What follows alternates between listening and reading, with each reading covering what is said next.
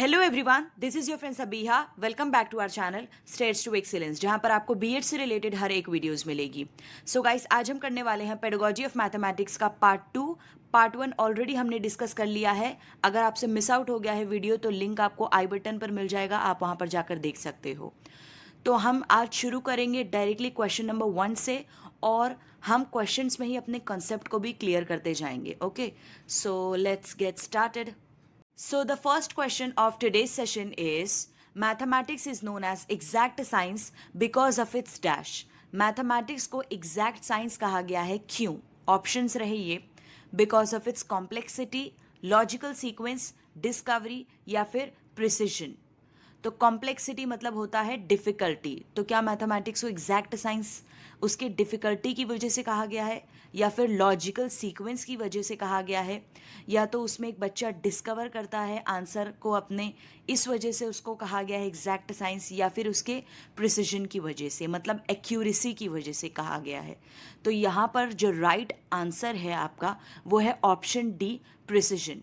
क्योंकि मैथमेटिक्स में जो भी आंसर रहता है वो बहुत ही एक्यूरेट रहता है।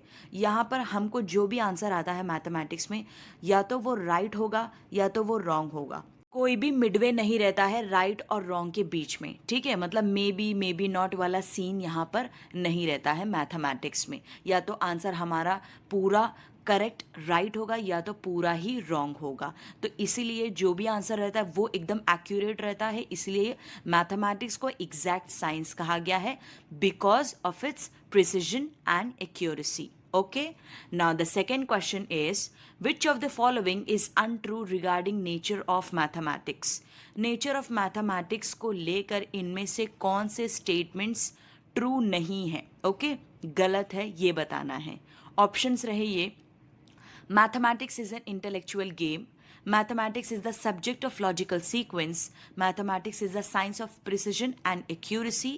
या फिर Mathematics does not facilitate in drawing certain and definite conclusion. तो एक एक ऑप्शन को हम डिस्कस कर लेते हैं। सबसे पहले, mathematics is an intellectual game.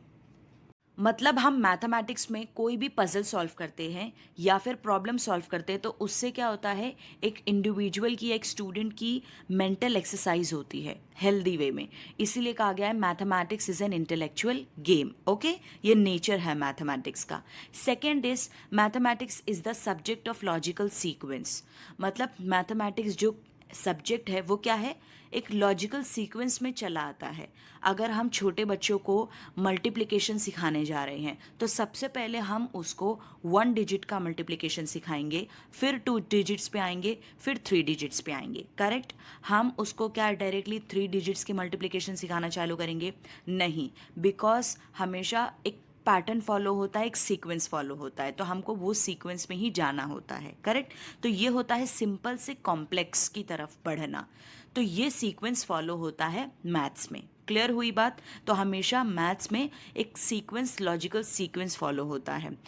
Third is mathematics is the science of precision and accuracy. जैसा कि मैंने आपको बताया, या तो आंसर हमारा राइट रहेगा या तो रॉन्ग रहेगा, या तो एक्सेप्टेड होगा या तो रिजेक्टेड होगा। कोई भी मिडवे इसमें पॉसिबल नहीं है और ना होता है।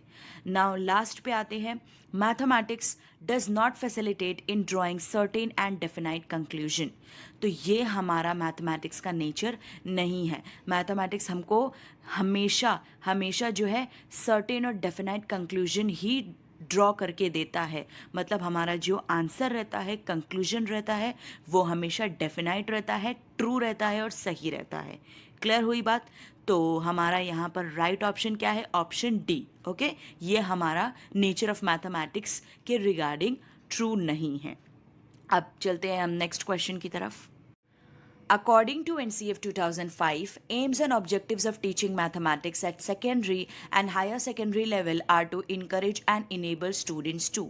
मतलब NCF 2005 के accordingly secondary and higher secondary level को मैथ्स पढ़ाने के लिए हमारा एम्स और ऑब्जेक्टिव्स क्या होना चाहिए? ऑप्शंस रहे ये: to develop abstract, logical and critical thinking and the ability to reflect critically upon their work and work of others।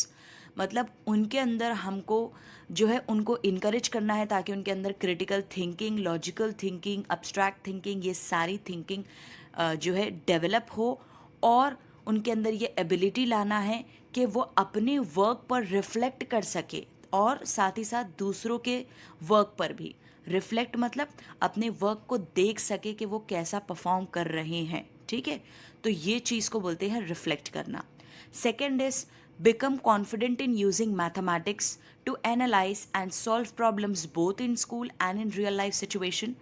मतलब मैथ्स को यूज़ करने के लिए वो एकदम कॉन्फिडेंट रहे, ठीक है, और वो प्रॉब्लम को सॉल्व कर सके स्कूल में भी और अपनी रियल लाइफ सिचुएशन में भी। स्कूल में भी जो उनको प्रॉब्लम्स दिए जाते हैं उनको भी वो सॉल्व करे तो उनके अंदर कॉन्फिडेंस आए, और उनकी रियल लाइफ सिचुएशंस में भी जो भी प्रॉब्लम्स आती है मैथ्स को लेकर, ठीक है, जो भी एक्टिविटीज़ वो अपनी डे टू डे लाइफ में करते हैं जहाँ पे मैथ्स इन्वॉल्व होता है, वहाँ भी उनके अंदर कॉन्फिडेंस रहे उसको सॉल्व करने के लिए, ठीक। Next point is appreciate the power and beauty of mathematics. वो अप्रिशिएट करे कि मैथमेटिक्स कितना पावरफुल है। हर एक जगह है मैथमेटिक्स, अगर हम गौर करेंगे तो हमें हर जगह मैथ्स दिखाई देगा। Now the last is understand and be able to use the language symbols and notation of mathematics. मतलब लैंग्वेज सिंबल और नोटेशन को सही से अंडरस्टैंड कर सके और उसका यूज कर सके। लैंग्वेज सिंबल्स क्या, जैसे कि greater than, less than, addition, subtraction, multiplication, division, है ना, इज इक्वल टू, ये सारे क्या है लैंग्वेज सिंबल, और भी बहुत है। तो इन सबको अंडरस्टैंड कर सके और सही से यूज़ कर सके तो वो होता है लैंग्वेज सिंबल, ओके।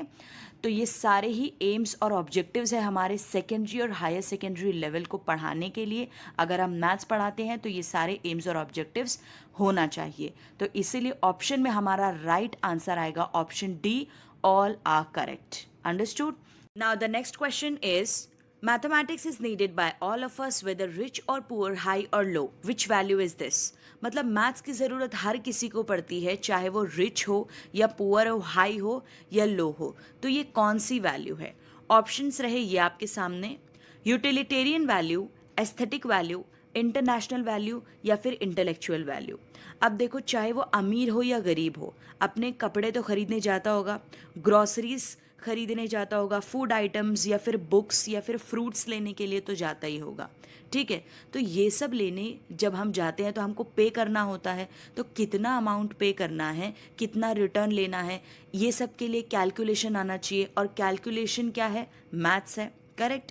तो चाहे इंजीनियर हो, बैंकर हो, अकाउंटेंट्स हो या बिजनेसमैन हो या फिर शॉपकीपर्स हो, हर एक को मैथ्स की ज़रूरत पड़ती है अपनी एक्टिविटीज़ को करने के लिए, अपने जो है कैलकुलेशंस करने के लिए उसको मैथ्स की ज़रूरत पड़ती है। तो ये यूटिलिटेरियन वैल्यू है। मतलब यूटिलिटेरियन वैल्यू को प्रैक्टिकल वैल्यू भी कहा जाता है। हमको अपनी लाइफ में ये चीज़ यूज़ में आती है, चाहे वो हाउस वाइफ ही क्यों ना हो। तो हर एक को मैथ्स की ज़रूरत पड़ती है, फ़र्क नहीं पड़ता कि वो अमीर है या गरीब है, उसका स्टेटस हाई है या लो है, ठीक है। एस्थेटिक वैल्यू क्या होता है, देखो, जब भी हम कोई क्वेश्चन का आंसर निकाल लेते हैं तो उससे हमको कितना सेटिस्फैक्शन आता है, करेक्ट। हमको कितना जो है प्लेजर फील होता है जब हम करेक्ट आंसर निकाल लेते हैं, तो वो होता है एस्थेटिक वैल्यू। आपने देखा होगा मैथ्स जो है वो म्यूज़िक में भी है, ड्राइंग में भी है, पेंटिंग में भी है। म्यूज़िक, आपने म्यूज़िकल इंस्ट्रूमेंट को प्ले होते देखा है तो आपने देखा है उसमें भी मैथ्स का यूज़ होता है। जैसे हारमोनियम कोई अगर बजा रहा है या ड्रम कोई प्ले कर रहा है या फ्लूट हो या गिटार हो या वायलिन हो, तो ये सब प्ले करने के लिए रूल ऑफ मैथमेटिक्स की ज़रूरत पड़ती है।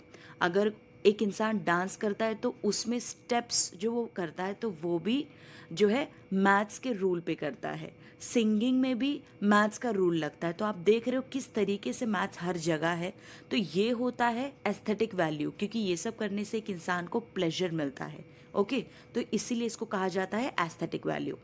इंटरनेशनल वैल्यू की अगर मैं बात करूँ तो इंटरनेशनल वैल्यू क्या है, जब भी कोई भी नेशन में, ठीक है, कोई भी न्यू चीज़ आती है मैथ्स को लेकर या कोई भी बुक या जर्नल लिखा जाता है तो वो ऑल ओवर द वर्ल्ड या हर एक नेशन में वो सर्कुलेट होती है वो इन्फॉर्मेशन, किसी एक कंट्री के पास नहीं रहता, बल्कि वो इन्फॉर्मेशन हर कोई एक दूसरे से शेयर करता है. So that is international value.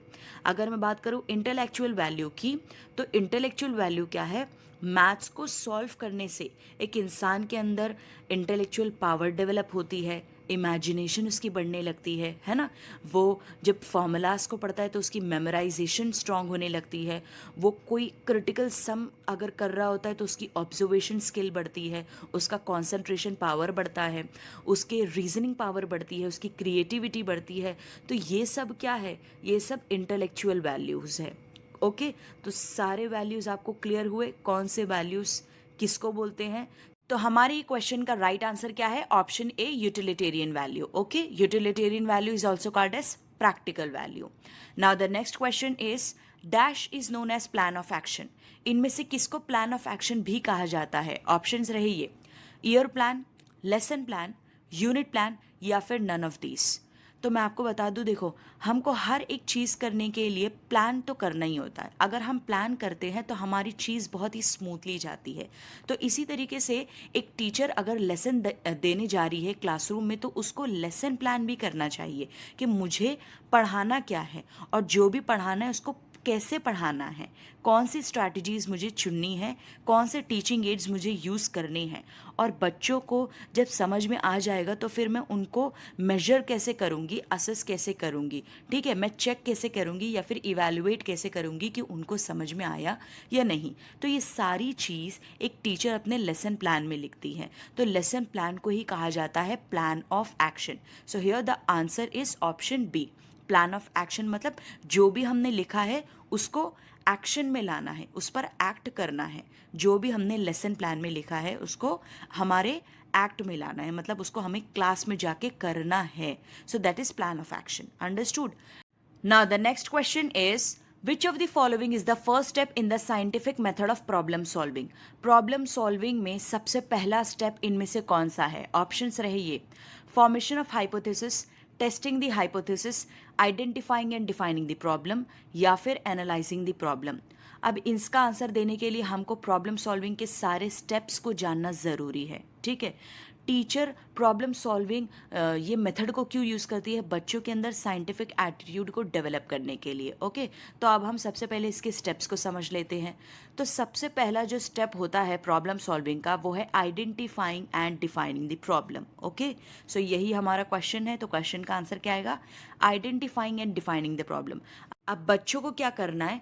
Problem को आइडेंटिफाई कर रहा है, मतलब पहचानना है, और क्लियरली डिफाइन करना है. ठीक है, अब यहाँ पर टीचर का रोल क्या है कि जो भी वो प्रॉब्लम बच्चों को देती है वो इंटरेस्टिंग होना चाहिए और उसी के साथ साथ चैलेंजिंग भी होना चाहिए उनके लिए और मोटिवेटिंग भी होना चाहिए. अगर वो प्रॉब्लम ऐसी नहीं होगी तो उनको, स्टूडेंट्स को पार्टिसिपेट करने में मज़ा नहीं आएगा. ठीक है, तो टीचर को ये चीज़ का ध्यान रखना है. Now second step is analysing the problem. अब प्रॉब्लम को वो एनालाइज करेंगे. कौन? स्टूडेंट्स. केयरफुली एनालाइज करेंगे कि क्या दिया हुआ है प्रॉब्लम में और क्या फाइंड आउट करना है. Clear? So this is the second step. Third step is formulating tentative hypothesis. अब ये स्टेप में वो क्या करेंगे? एक लिस्ट प्रिपेयर करके रखेंगे जिसमें वो सारे पॉसिबल रीजंस लिखेंगे कि वो प्रॉब्लम कैसे आया, क्यों आया. ठीक है, इससे क्या होगा? उनकी थिंकिंग एक तो डेवलप होगी और रीजनिंग पावर भी उनके अंदर बढ़ेगी, डेवलप होगी. Now the next step is testing the hypothesis. अब यहाँ पर उनको जो भी मेथड अप्रोप्रिएट लगेगा उसको वो सेलेक्ट करेंगे और टेस्ट करेंगे. ठीक है, टेस्ट करने के बाद वो देखेंगे कि इस प्रॉब्लम का सल्यूशन ये है कि नहीं, तो यहाँ पर वो टेस्ट करेंगे. Next and last step is verification of the result. So यहाँ पर बच्चा क्या करता है? अपने मेथड्स को वेरीफाई करता है और टीचर को कोई भी कंक्लूजन एक्सेप्ट नहीं करना है जब तक कि वो अपने प्रॉब्लम का सोल्यूशन वेरीफाई ना करे. ओके, सो यहाँ पर टीचर का रोल यही है.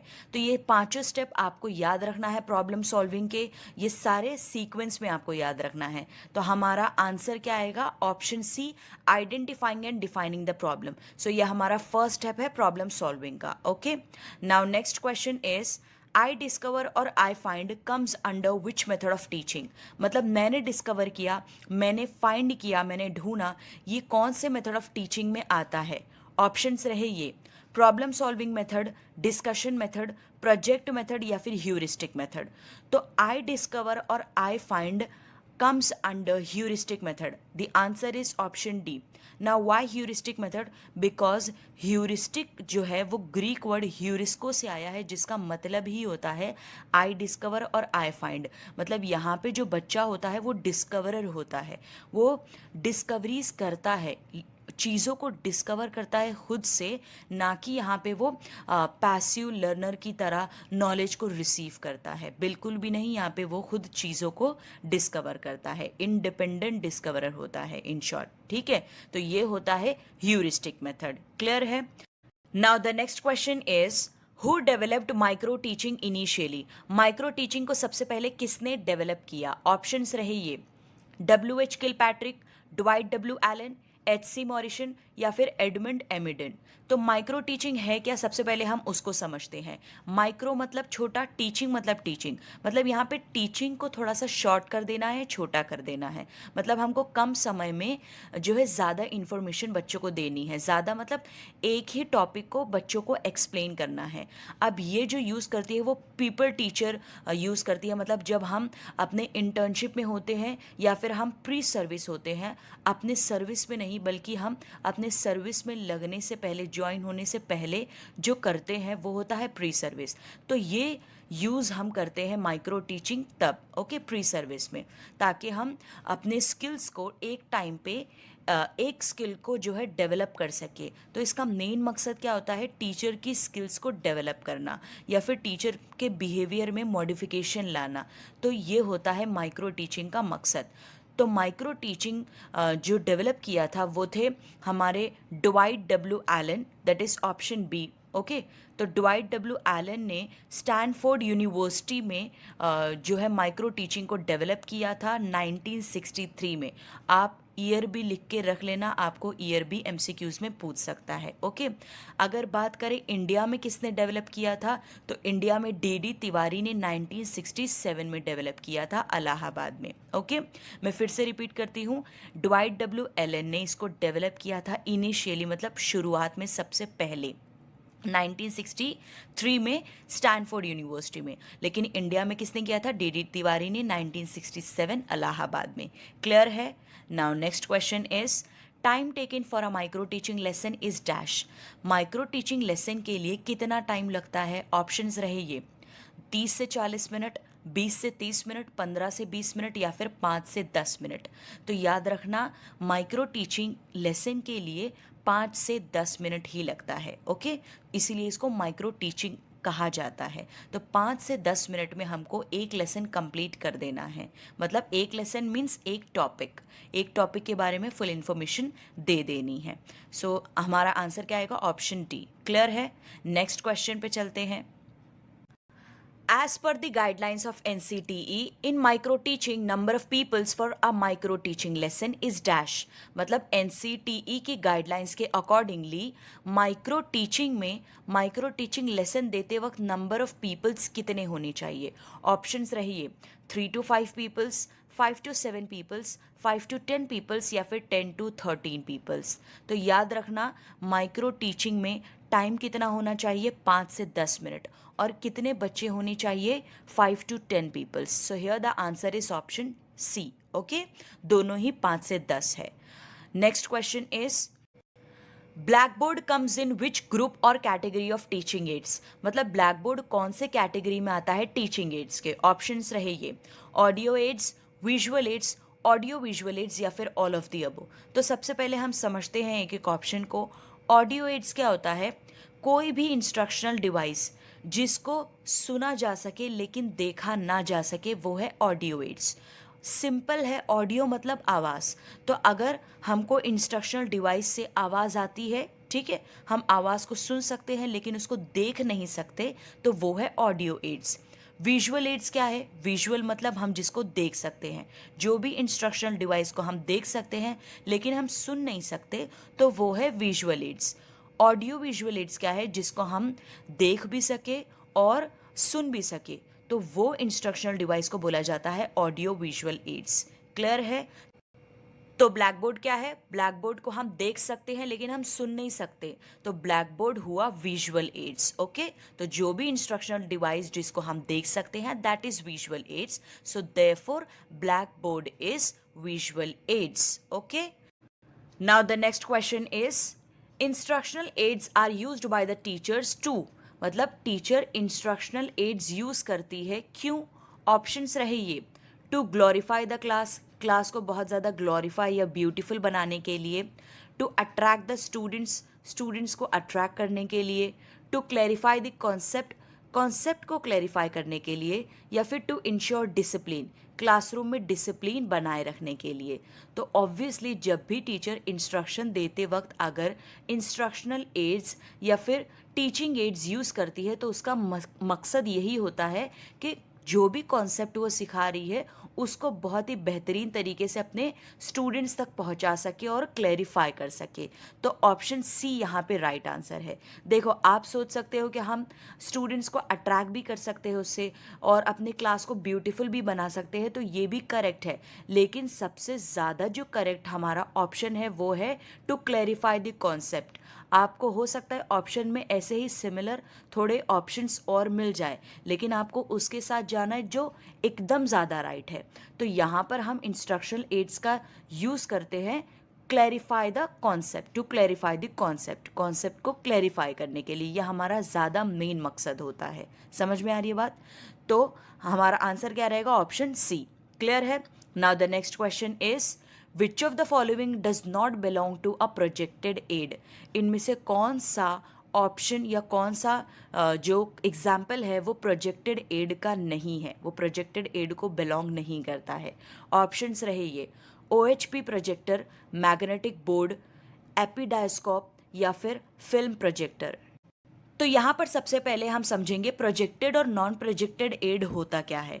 अभी थोड़ी देर पहले हमने पढ़ा है AV एड्स के बारे में, राइट? ऑडियो विजुअल एड्स के बारे में हमने पढ़ा है ना। क्या पढ़ा है कि ऐसा इंस्ट्रक्शनल डिवाइस जिसको हम देख भी सके, सुन भी सके, वो क्या है? Audio visual aids, right? तो ऑडियो विजुअल एड्स के ही दो टाइप्स है, प्रोजेक्टेड एड पहला, second is non projected aid. अब प्रोजेक्टेड एड किसको बोलते हैं? जब हम मशीन को यूज करके स्क्रीन पर पिक्चर दिखा सके तो वो होता है प्रोजेक्टेड एड।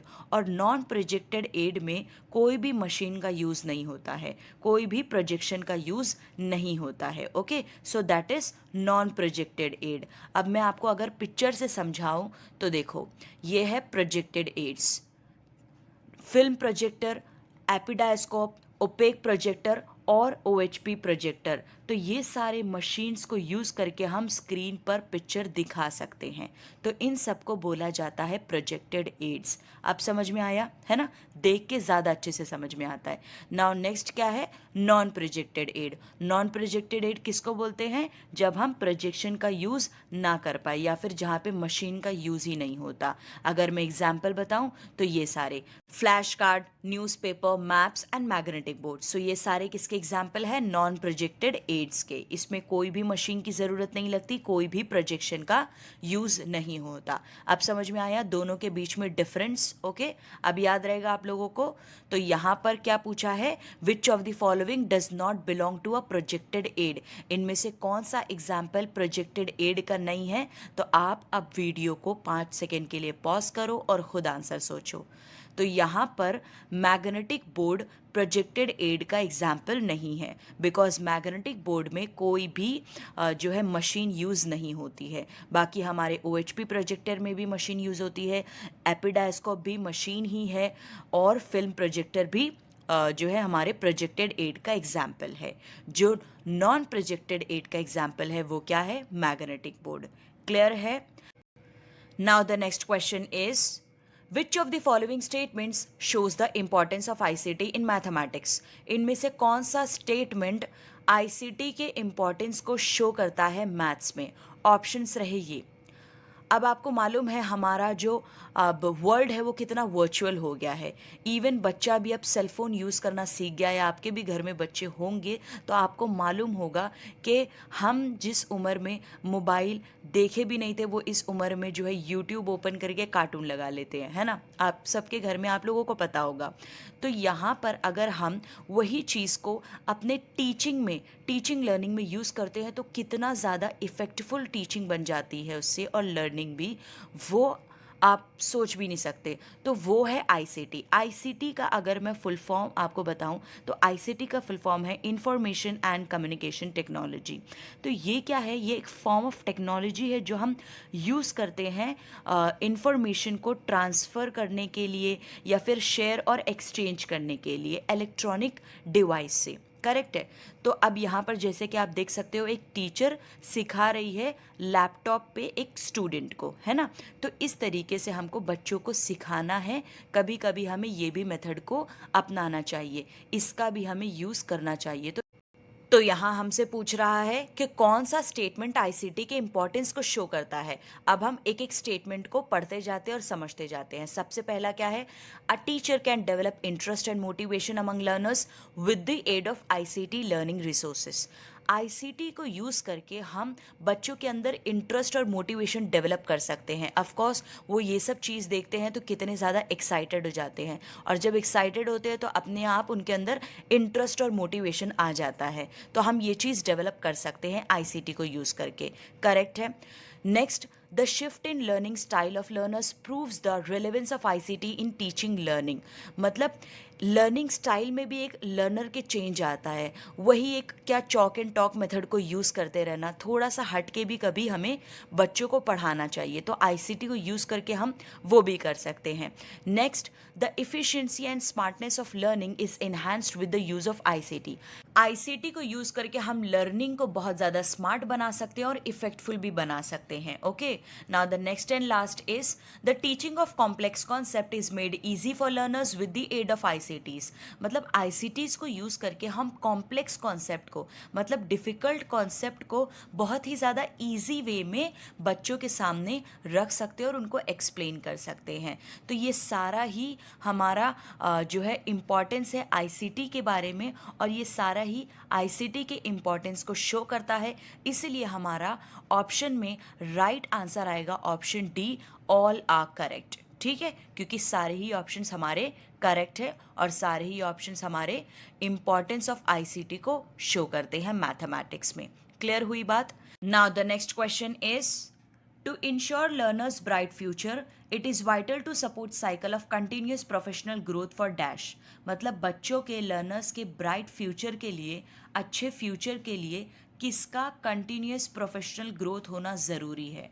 ऑप्शंस रहे ये, पेरेंट्स, स्टूडेंट्स, टीचर्स या फिर ऑल ऑफ द अबो। तो ऑल ऑफ द अबो दिख रहा है तो यहाँ पर ऑल ऑफ द अबो टिक करके मत आना, क्योंकि मैक्स टाइम यही होता है कि all of the above answer होता है, लेकिन कभी कभी आपको कंफ्यूज करने के लिए भी ऑल ऑफ द अबो डाल देता है। ठीक है, तो क्वेश्चन को सही से पढ़ना है, आराम से पढ़ना है, और ऑप्शन को भी आराम से टिक करना है। यहाँ पे क्या बोल रहा है, बच्चों के ब्राइट फ्यूचर के लिए किसका कंटिन्यूस प्रोफेशनल ग्रोथ होना ज़रूरी है। तो यहाँ पर आंसर आएगा ऑप्शन सी, टीचर्स का। टीचर्स का प्रोफेशनल ग्रोथ होना बहुत ज़्यादा ज़रूरी है। प्रोफेशनल ग्रोथ मतलब इन सर्विस ट्रेनिंग, जब वो टीचर सर्विस में होती है, जब जॉब पे होती है, तो उस बीच में जो ट्रेनिंग कराई जाती है उसको बोलते हैं प्रोफेशनल ग्रोथ। और ये कैसे कराई जाती है, मतलब पार्टिसिपेट करवा सकते हैं हम सेमिनार्स में, कॉन्फ्रेंस में या फिर ऑनलाइन शेयरिंग प्रोग्राम्स में।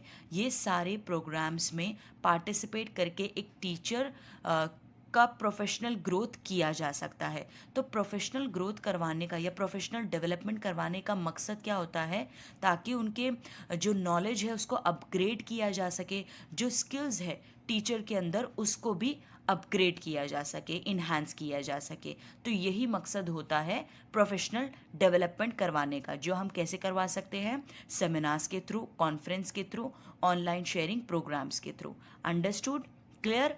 Now the next question is, what is meant by mathematics. Mathematics का मतलब क्या होता है। ऑप्शंस रहे ये, art of teaching, art of learning, art of teaching and learning, art of calculating. So mathematics आया है दो ग्रीक वर्ड से। सबसे पहला था मैथनीन जिसका मतलब होता है लर्निंग, और सेकंड इज टैक्ने जिसका मतलब होता है एन आर्ट। तो अगर इन दोनों को कंबाइन कर दे तो हो जाता है आर्ट ऑफ लर्निंग, मतलब सीखने की कला। सो मैथमेटिक्स का मतलब क्या है? सीखने की कला, art of learning. So here the right option is option B, art of learning. Clear है? हमेशा याद रहेगा मैथमेटिक्स का मतलब क्या होता है? Art of learning. Clear? Now the next question is dash is a dynamic mathematics software for teaching and learning from middle school to college level. कौन से सॉफ्टवेयर को टीचिंग और लर्निंग के लिए यूज किया जा सकता है मिडिल स्कूल से लेकर कॉलेज लेवल तक? ऑप्शंस रहे ये GeoGebra, black board, LCD projector या फिर एपीडायस्कोप। तो हम जियोजेब्रा को यूज़ कर सकते हैं। ऑप्शन जो राइट है वो है ऑप्शन ए, जियोजेब्रा। जियोजेब्रा क्या है? ये एक मैथमेटिक्स सॉफ्टवेयर है जो कि हम लर्निंग और टीचिंग में यूज़ कर सकते हैं, स्पेशली इन स्कूल, ओके। लेकिन हम कॉलेज लेवल के लिए भी यूज़ कर सकते हैं। ये फ्रीली अवेलेबल होता है और ये मैथ्स को बहुत ज़्यादा इंटरेस्टिंग बना देता है स्टूडेंट्स के लिए। ये फ्रीली अवेलेबल है और ये टैब में, आईफोन में और कंप्यूटर में भी इसको यूज़ कर सकते हैं, okay. GeoGebra is what? Geometry plus algebra, okay. So that is GeoGebra. और ये क्या है? एक सॉफ्टवेयर है। कौन सा? मैथमेटिक्स सॉफ्टवेयर है। Clear? Now next is dash demand great amount of time, energy and planning. इनमें से किसको बहुत ज़्यादा टाइम, एनर्जी और प्लानिंग की ज़रूरत पड़ती है? ऑप्शंस रहे ये unit planning, lesson planning, pedagogical analysis या फिर कंटेंट एनालिसिस। तो मैं आपको बता दूं यूनिट प्लानिंग को बहुत ज़्यादा टाइम, एनर्जी और प्लानिंग की ज़रूरत पड़ती है। अब आप पूछोगे क्यों? क्योंकि यूनिट प्लानिंग जो है वो एक लेसन के लिए नहीं बनाया जाता है बल्कि पूरे यूनिट के लिए बनाया जाता है, ओके। अब यूनिट में कितने सारे लेसन्स होते हैं तो इसीलिए यहाँ पर बहुत ज़्यादा टाइम, एनर्जी और प्लानिंग की ज़रूरत पड़ती है। जब हम लेसन प्लानिंग बनाते हैं, लेसन प्लान रेडी करते हैं, क्रिएट करते हैं, तो वहाँ पे हम एक ही लेसन के लिए वो चीज़ करते हैं, करेक्ट। वो इंडिविजुअल लेसन के लिए वो प्लानिंग होती है, इसीलिए वहाँ पे जो है थोड़ा ही टाइम और एनर्जी लगती है। लेकिन यूनिट प्लानिंग के लिए हमको बहुत ज़्यादा टाइम एनर्जी की ज़रूरत पड़ती है क्योंकि यहाँ पे बहुत सारे लेसन्स होते हैं। क्लियर? अब जो लेसन प्लानिंग होती है वो टीचर बनाती है, टीचर क्रिएट करती है अपने लेक्चर को देने के लिए, डिलीवर करने के लिए लेसन प्लान बनाती है। लेकिन जो यूनिट प्लान होता है वो कौन करता है? Head of the department. Clear है? So here the answer is option A, unit planning. ठीक? Now the next question is which of the following is untrue regarding virtual manipulatives? Virtual manipulatives को लेकर इनमें से कौन सा स्टेटमेंट गलत है, अनट्रू है? ऑप्शंस रहे ये It allows more complex operation to be learned, gives hint if you get the answer wrong, gives you immediate feedback या फिर students can touch them. अब वर्चुअल मैनिपुलेटिव्स होता क्या है ये हम समझ लेते हैं। जैसे जियोजेब्रा होता है वैसे ही वर्चुअल मैनिपुलेटिव्स है। ये भी टेक्नोलॉजी है जो कि हम मैथ्स के लिए यूज़ कर सकते हैं, जिससे हम बच्चों की लर्निंग को इन्हांस कर सकते हैं, ओके। और ये भी वेब बेस्ड रहता है। अगर मैं एग्जांपल से समझाऊं तो जैसे हम MX प्लेयर को यूज़ करते हैं वीडियो प्ले करने के लिए, या फिर कैंडी क्रश को यूज़ करते हैं गेम खेलने के लिए। तो सिमिलरली वर्चुअल मैनिपुलेटिव्स भी एक न्यू टेक्नोलॉजी है जिसको यूज़ करके हम बच्चों को एब्स्ट्रैक्ट मैथमेटिकल कॉन्सेप्ट को सिखा सकते हैं बहुत ही इजी वे में थ्रू ऑनलाइन मॉडल्स। अब कौन से ऑनलाइन मॉडल्स? तो ये रहे आपके सामने एग्जाम्पल, ठीक है। बेस्टन ब्लॉक्स और कॉइन्स, 10 ग्राम्स, रूलर्स, फ्रैक्शन बास, अलजेब्रा टाइल्स। तो ये सारे मॉडल्स को यूज़ करके हम बच्चों को मैथमेटिकल कॉन्सेप्ट को बहुत ही आसानी वे में समझा सकते हैं, जिससे टीचिंग और लर्निंग बहुत ही इफ़ेक्टफुल हो जाती है, ओके। तो अब ये सारे स्टेटमेंट्स दिए हुए हैं, इनमें से कौन सा एक स्टेटमेंट गलत है इसको लेकर हमें ये बताना है। तो एक एक करके समझते हैं। सबसे पहला क्या है? It allows more complex operation to be learned. मतलब इसमें वर्चुअल मैनिपुलेटिव्स में हम कॉम्प्लेक्स ऑपरेशन को लर्न कर सकते हैं, समझ सकते हैं, सीख सकते हैं। कॉम्प्लेक्स ऑपरेशन मतलब डिफिकल्ट ऑपरेशन, किससे रिलेटेड? मैथमेटिक्स से रिलेटेड। सो यस, हम इसमें सीख सकते हैं complex operation. Second is gives hint if you get the answer wrong. हमें ये हिंट भी देता है अगर हम गलत आंसर गेस करते हैं या गलत आंसर की तरफ बढ़ने लगते हैं, तो यह हमें हिंट भी देता है। जैसे आपने कभी कैंडी क्रश खेला है तो उसमें लेवल 1 में अगर हम हैं तो वो हमें कैसे जो है गाइड करता है कि हमें लेफ़्ट स्वाइप करना है या फिर राइट स्वाइप करना है या फिर कैंडीज़ को किस तरफ लेके जाना है। तो सेम इसी तरीके से जब हम गलत आंसर गेस करते हैं तो ये भी हमें हिंट देता है कि सही क्या है। Okay, third is gives you immediate feedback, या हमें इमीडिएटली फीडबैक भी देता है कि हम राइट है या रॉन्ग है। And fourth is students can touch them, मतलब बच्चा इसे टच कर सकता है। कैसे टच करेगा? जब ये वर्चुअल मैनिपुलेटिव्स है, मतलब वेब बेस्ड है। आप क्या कैंडी क्रश के कैंडीज को टच कर सकते हो? ऑफ कोर्स नॉट, है ना।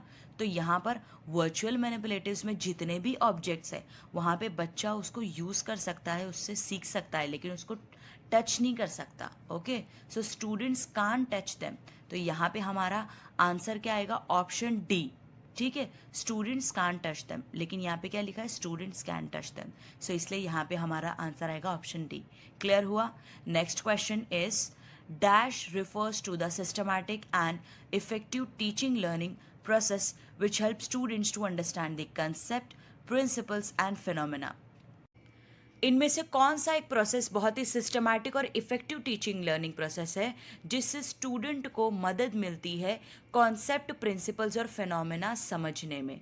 ऑप्शंस रहे ये: pedagogical analysis, unit planning, content analysis या फिर लेसन एनालिसिस। तो आपका राइट आंसर है ऑप्शन ए, पेडागोजिकल एनालिसिस। क्यों पेडागोजिकल एनालिसिस? अब पेडागोजी का मतलब मैंने पार्ट 1 में बताया था, क्या था? पेडागोजी मतलब to lead the child, correct. और एनालिसिस का वर्ड भी, एनालिसिस का मीनिंग भी हमने डिस्कस किया था, क्या होता है? एनालिसिस मीन्स ब्रेकिंग डाउन और सेपरेटिंग अ थिंग, करेक्ट। तो पेडागोजिकल एनालिसिस का मतलब क्या हो जाएगा कि कोई भी कंटेंट को ब्रेक करना, किसके लिए? बच्चों के लिए, बच्चों को गाइड करने के लिए। तो कंटेंट को हमें तोड़ के पढ़ाना है सो दैट स्टूडेंट्स को ज़्यादा अच्छे से कॉन्सेप्ट, प्रिंसिपल और फिनोमेना समझ में आए, ठीक है ना। तो अगर कंटेंट ज़्यादा है तो हमें उसको तोड़ के पढ़ाना है, टॉपिक और सब टॉपिक करके, ठीक है, या फिर मेजर और माइनर करके। मतलब ये इम्पॉर्टेंट है, ये थोड़ा कम इम्पॉर्टेंट है, तो हम इसको नेक्स्ट पीरियड में कंटिन्यू करेंगे। तो इस तरीके से हमें पेडागोजिकल एनालिसिस करना है। टॉपिक या सब टॉपिक में आप ब्रेक कर दीजिए या फिर मेजर और माइनर में, ठीक है। फॉर एग्जाम्पल, अगर हमें पढ़ाना है बच्चों को प्रॉफिट एंड लॉस लेसन, ठीक है, हमें लेसन पढ़ाना है प्रॉफिट एंड लॉस, तो हम इसको किस तरीके से ब्रेक कर सकते हैं? अब इसके अंदर भी सब टॉपिक्स है, तो हम सबसे पहले कवर करेंगे प्रॉफिट पढ़ाएंगे, फिर लॉस पढ़ाएंगे, फिर सेलिंग प्राइस पढ़ाएंगे, फिर कॉस्ट प्राइस पढ़ाएंगे। ये हम कवर करेंगे एक पीरियड में। फिर नेक्स्ट पीरियड में हम इसका सब टॉपिक पढ़ाएंगे, मतलब परसेंटेज ऑफ सेलिंग प्राइस कैसे निकालते हैं और परसेंटेज ऑफ कॉस्ट प्राइस कैसे निकालते हैं। तो इस तरीके से हमें ब्रेक करना है एक ही लेसन को अलग अलग टॉपिक्स में। तो उससे क्या होगा? बच्चों को कॉन्सेप्ट, प्रिंसिपल्स और फिनोमेना बहुत ही अच्छे से क्रिस्टल क्लियर समझ में आएंगे, ठीक है। तो यही होता है पेडागोजिकल एनालिसिस। सो गाइस, आज का हमारा सेशन यहीं पर ख़त्म होता है। अगर वीडियो अच्छी लगी तो लाइक ज़रूर कर देना और चैनल पर न्यू हो तो सब्सक्राइब कर देना और अपने क्लासमेट्स और दोस्तों के साथ भी शेयर करना मत भूलना, ठीक है। और कमेंट सेक्शन में मुझे ज़रूर बताना कि आपको आज का सेशन कैसा लगा, क्योंकि आप लोगों के कमेंट से हमें बहुत ज़्यादा मोटिवेशन मिलती है, ठीक है। तो कमेंट करके मुझे ज़रूर बताना। मिलते हैं नेक्स्ट वीडियो में, तब तक के लिए bye, take care of yourself and thanks a lot for watching.